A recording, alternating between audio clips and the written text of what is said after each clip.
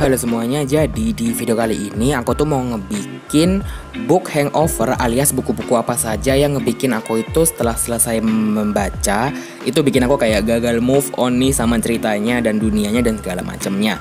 Dan video ini tuh dibuat dalam rangka posting barengnya Book Indonesia yang mana setiap bulannya itu temanya berbeda-beda, dan untuk bulan September ini temanya yaitu adalah book hangover alias buku-buku yang bikin gagal move on.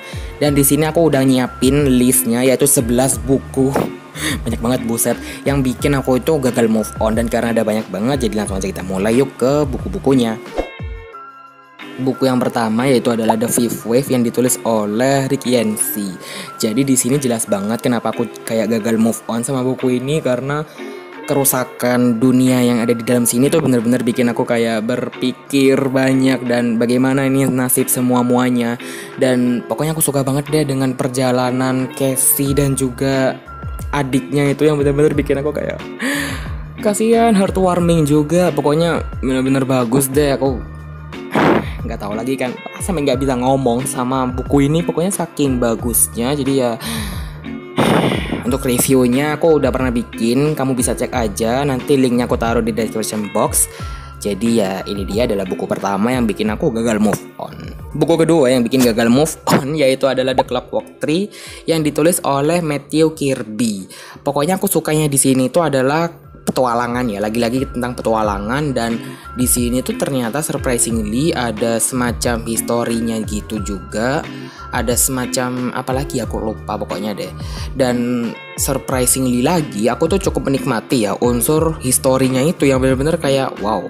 Terus kemudian deskripsinya tuh menang banget ya. Deskripsinya benar-benar menang banget deh pokoknya di buku ini. Dan ketika apa ya, kehidupan 3 orang anak ini tuh secara apa ya, gimana ya cara ngomongnya, pokoknya ketiga orang anak ini tuh ketika dikumpulkan dalam satu titik itu bener-bener pas gitu deh intinya situasinya. Pokoknya aku nggak ngerti lagi ya gimana cara ngomongnya, pokoknya bagus gitu loh. Kamu bisa baca sendiri deh untuk mengerti maksud aku. Dan lagi-lagi reviewnya udah aku pernah bikin ya, jadi nanti kamu cek aja di description box. Buku ketiga yang bikin aku gagal move on itu adalah Curiosity House yang The Shrunken Head alias buku pertamanya yang ditulis oleh Lauren Oliver. Ini itu aku suka ya karena di sini itu setting tempatnya yaitu di museum, karena aku jujur belum pernah baca buku-buku yang setting tempatnya itu adalah di museum. Jadi kayak ini membawa keunikan tersendiri yang bikin aku kayak wow. Terus kemudian plot twistnya sih gila banget, nggak tuh plot twistnya. Pokoknya aku juga suka di sini dengan bagaimana misterinya yang menjadi konflik utama. Terus kemudian di sini bagaimana ya semacam kekeosan atau mungkin apa ya, aku bingung juga ya. Mungkin ada unsur-unsur yang ngebikin kita kayak parno sendiri. Pokoknya aku suka deh, mixed feeling banget buku ini. Dan meskipun ini untuk middle grade, cukup apa ya, enak aja gitu untuk orang yang mungkin apa yang adult atau yang ke atas itu bisa banget sih baca buku ini. Selanjutnya yaitu adalah komik yaitu Doraemon.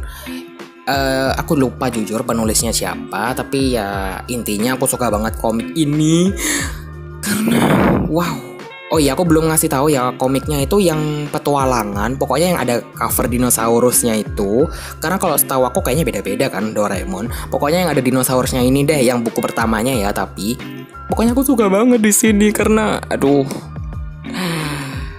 bikin sedih, kayak nggak tahu kenapa endingnya tuh bener-bener heartwarming, kayak bener-bener bikin gamon. Dan dari ini sih kayaknya aku tuh kayak mulai makin suka baca komik, meskipun sampai sekarang masih belum memutuskan untuk baca komik apalagi ya. Cuman ini tuh bukunya bener-bener bagus deh.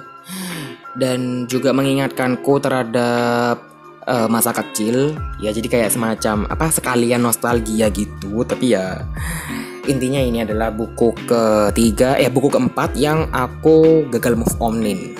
Buku kelima yaitu adalah Follow Me Back yang ditulis oleh A.V. Geiger. Apalagi kalau bukan ini itu sebenarnya membahas seluk beluk tentang kehidupan seorang artis. Jadi di sini kayak wow aja gitu loh, kayak kita bisa dikasih tahu backstage-nya tentang seorang artis, gimana dia itu dengan manajer, gimana dia itu merekam suatu musik dan something like that. Dan enak banget ternyata narasinya di sini, dan aku nggak nyangka kalau ini itu layoutnya juga seunik itu. Belum lagi di sini juga ada suatu konflik yang nggak sepele gitu loh ya, antara idol dan juga fans yang benar-benar bikin wow. Dan kemudian di sini aku juga suka banget gimana plot twistnya itu diungkapin atau plot twistnya itu dijabarin.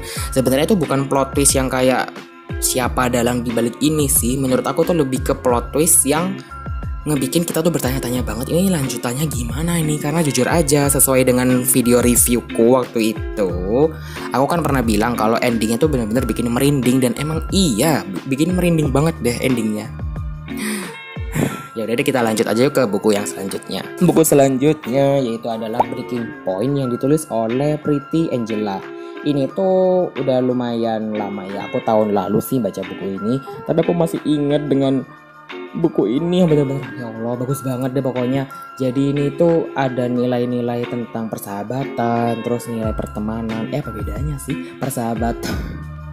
Pokoknya di sini aku juga suka bagaimana apa ya, ada konflik yang tidak secetek itu, dan pokoknya ada isu gitu deh di balik sebuah murid SMA. Pokoknya ya Allah bagus banget.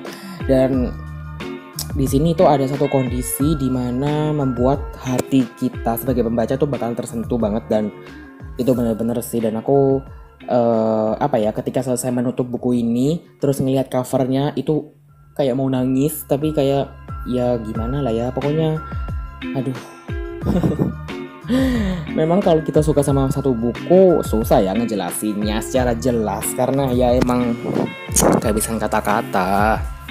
Novel selanjutnya yaitu adalah Pet Sematary yang ditulis oleh Stephen King. Ini tuh dulu aku bacanya dalam rangka baca barengannya Kak Aya dulu.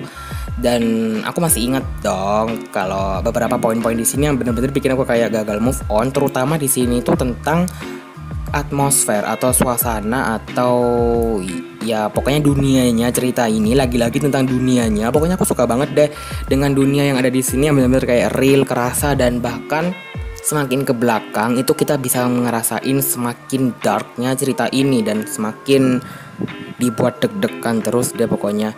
Dan pokoknya aku wow banget deh. Buku selanjutnya yaitu adalah Hujan yang ditulis oleh Terelie. Ini apalagi kalau bukan tentang sebuah novel science fiction pertama yang aku baca waktu itu sih. Emang waktu itu aku baca Hujan ini jadi semacam kayak novel bergenre science fiction pertama gitu yang aku baca, dan aku ternyata suka banget sih dengan kekeosan yang ada terjadi di sini. Terus kemudian di sini tuh ada semacam fact tentang letusnya gunung apa gitu, aku lupa. Pokoknya itu wow banget ya Allah, kayak risetnya Terelia tuh benar-benar bagus banget di buku ini. Dan kita nggak akan nyangka ya dengan blurb yang sependek itu. Kalau kalian lihat di bagian belakangnya itu kan sinopsisnya kan pendek banget ya, kayak apaan ini coba. Tapi sumpah isinya sangat bagus. Jadi aku ini bener-bener kayak nggak bisa move on, apalagi tentang bertanya-tanya gimana ini lanjutannya. Pokoknya bener-bener nggak bisa move on deh.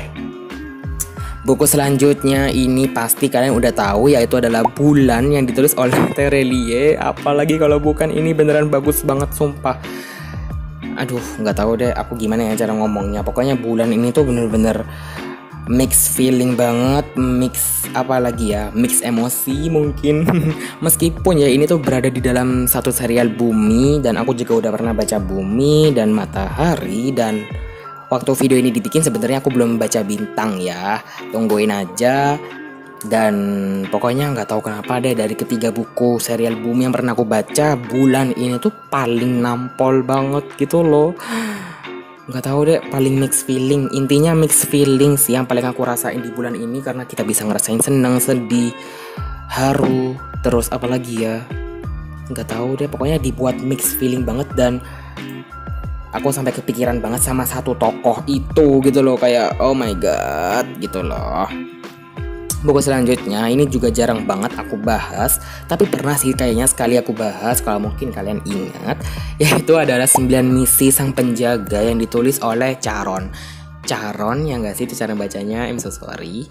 Jadi intinya aku suka banget di sini karena buku ini itu menceritakan semacam retelling lah ya. Aku tuh baru nyadar kalau ternyata ini adalah buku retelling tentang dongeng-dongeng di Indonesia. Cuman masih ada unsur aslinya gitu loh, kayak misalnya Malin Kundang, cerita atau mungkin legenda yang sering kita dengar tuh tetap ada, cuman di sini dimasukin atau dibuat versi lebih panjang dan lebih mendetail gitu. Jadi pokoknya aku suka itu, dan di sini sesuai dengan judulnya 9, berarti ada 9 dongeng atau 9 cerita rakyat. Pokoknya bagus banget deh, dan aku waktu itu kayak nemu buku ini di perpustakaan sekolah aku, dan ketika aku selesai baca kayak wow, ini bener-bener hidden gems banget nih di perpustakaan sekolah lagi ya kan. Jadi aku kayak mikir, wow, ini adalah buku yang membuat aku gagal move on. Dan waktu itu aku langsung kayak pengen tahu beberapa buku-buku yang memang berceritakan tentang legenda-legenda Indonesia yang semacam kayak gini. Mungkin kamu kalau tahu bisa komen ya di kolom komentar di bawah, karena aku kepo banget sih sampai sekarang.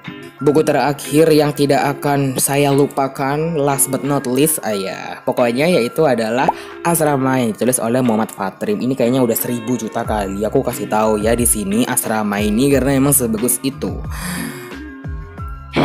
Pokoknya bagus deh. Kalau kalian pecinta horor belum baca Asrama, kalian kemana saja? maaf. Pokoknya intinya aku suka banget sama Asrama ini, dengan bagaimana narasinya dijabarkan, deskripsinya, detailnya, tempatnya, settingnya, semuanya. Pokoknya gak tahu deh aku. Aduh, pokoknya benar-benar bikin gagal move on. Jujur aja waktu itu aku baca ini kan Januari 2021 ini, dan waktu itu masih zaman-zamannya aku reading slam gitu sih. Dan waktu selesai baca ini aku kayak semakin reading slam, karena aku masih gagal move on banget ya. Pokoknya habis baca ini, pokoknya bagus. Bisa kalian coba, ini udah diterjemahin, dan reviewnya itu sebenarnya aku udah pernah bikin ya, tapi kayak battle gitu sama buku yang satunya. Dan tenang aja, linknya udah aku taruh di description box, jadi kamu bisa cek di situ. Oke, itu tadi adalah buku-buku yang ngebuat aku tuh gagal move on sepanjang ini. Dan gimana dengan kamu? Kamu punya nggak buku yang bikin kamu tuh kayak gagal move on gitu? Bisa kasih tahu di kolom komentar di bawah. Dan ini nge-tag member nggak sih? Kalau misalnya iya, aku bakalan nge-tag Kak Fatia sama Kak Yayang ya. Jadi kalian coba bikin untuk ini versi kalian juga, beberapa buku-buku yang bikin kalian gagal move on. Dan aku juga nge-tag kamu semua yang nonton dong tentu saja, jadi biar ramai, biar semuanya pada bikin. Oke, kayaknya segini dulu untuk videonya. Makasih banyak banget buat yang udah nonton, and I'll see you on my next one. Bye bye.